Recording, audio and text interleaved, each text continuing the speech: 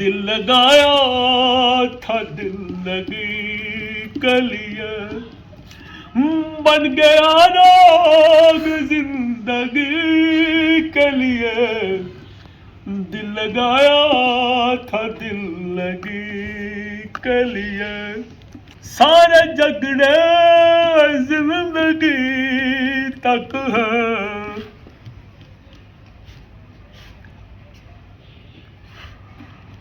सारे झगड़े जिंदगी तक है कौन मरता है फिर किसी के लिए दिल लगाया था दिल लगी के लिए अब बन गया रोग रोग की बनना जिंदगी का मैं तुहानूं दसां एक बारी कि मैं जापान गया मैं वजीर शबाश शरीफ की होआ कि पास टुर पे जापान गया तो फैक्ट्री का दौरा किया उत्थे आवाज़ आ रही मैं बड़ा परेशान होया मैं क्या आवाज़ कदी आ रही है फिर मैं चल मैं अपने ना मेज़बान को पूछना वा मैं मेज़बान को पूछने लगा मुझे शर्म आ गई मैं क्या पाकिस्तान का वज़ीर आज़म इन्हें समझ लग रही आवाज़ कदी है मैं चुप कर गया थोड़ा जिहा अगे गया तो फिर आवाज़ आ रही मेरे को ना रहा गया मैं उत्थे ना फैक्ट्री का मालिक सी ना जिन्हें मैंने बुलाया सी मैं गल सुनू मैं क्या आवाज़ कदी आ रही है उन्हें कहा जी ए ना वर्कर जो ना एहतजाज कर रहे एहतजाज तो मैं क्या फैक्ट्री चलन रही है वर्कर एहतजाज पर करते हैं काम भी हो रहा उन्हें कहा जी हाँ जी इतने कोई परेशानी वर्कर हो ना कोई मोना अपनी शरायत पेश करनी हो तो नाल एहतजाज भी करते हैं तो काम भी करते रहते हैं मैं क्या वाह मेरा मैं उत्थे बड़ा खुश होया मैं क्या अच्छा जी वाह क्या कहने सुभान अल्लाह देखो एहतजाज भी कर रहे हैं और काम भी कर रहे हैं फिर मुझे पता चलिया कि कौमें इंज तरक्की करती हैं ऐसे कौमें तरक्की करती हैं एहतजाज भी कर रहे हैं और काम भी कर रहे हैं हाय हाय हाय तो साढ़े ना काम ना गल ना एहतजाज ना कौम ने काम करना तो ना असी को काम करना है ना असी कौम करन जोगा करना सारे झगड़े मैनू एक बंदा सहाफ़ी आ गया मैनू कहना वज़ीर पाकिस्तान शहबाज शरीफ साहब की गल है आंदा तुहानूं पता है जापान का जो वज़ीर आज़म है वो साइकिल ते आंदा वे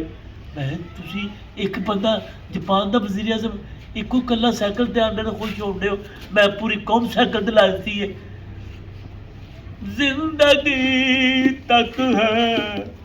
और कौन मरता है अस्सलाम वालेकुम वालेकुम सलाम चलते गाने दे विच आख तुसीं एडे वड्डे सिंगर नूं सुभान अल्लाह सॉरी फॉर डिस्टर्ब हाँ कोई गल नहीं हुक्म करो की गल है आप अताउल लेना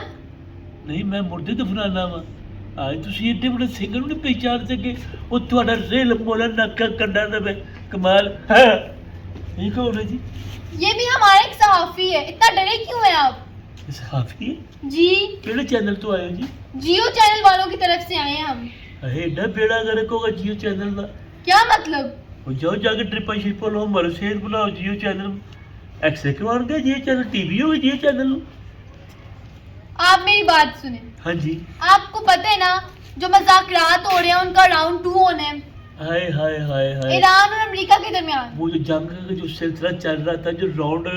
1 कंप्लीट नहीं हुआ था वो राउंड 2 हो रहा है मुझे लगता है डोनाल्ड ट्रंप साहब भी आ रहे हैं पाकिस्तान में जी, बीच जी। माशाल्लाह या अल्लाह जिन्हें तो अगर ठीक कर दी या अल्लाह डोनाल्ड ट्रंप का बेचारा कल्ला कल्ला मां दा पुत्र सुभान अल्लाह या अल्लाह अच्छा फिर जी मैं उत्थे की करना जी तो हम आपको लेने आए हैं मेजबानी के लिए अच्छा जी जी वो एडे वड्डे मुल्कां दे मेज़बानी और राउंड 2 दी मेज़बानी मैनूं शरफ हासिल होना है बिल्कुल हाय हाय कोई गल नहीं आप पूछे तो सही क्यों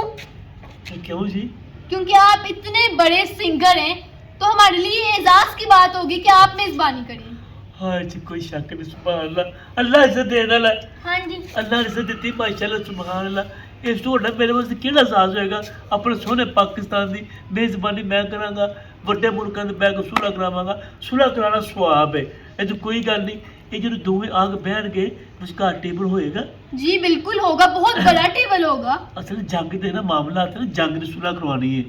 ਤੇ ਟੇਬਲ ਤੇ ਕੋਈ ਬੰਬ ਸ਼ੰਬ ਤੇ ਨਹੀਂ ਪਏ ਹੋਣਗੇ। क्यों नहीं पड़ा होगा? बॉम्ब्स भी होंगे, मिसाइल्स भी होंगे और भी बहुत कुछ होगा। पर उत्थे मैं नहीं होगा। क्यों आप क्यों नहीं होंगे? सुभान अल्लाह बम डर पो सिंगड़ है, डर के मारे भाग गया। हमारे फिटे मुंह कूड़ा और मजाल भी होंगे, बम भी होंगे, सिंगर नहीं होंगे और साढ़े सामने माचिस तीली बाल ले अरे सारा टब्बर बेहोश हो जाने कट्ठे बाबे चलाते ने। परा मरो मैं जी ठीक हाँ।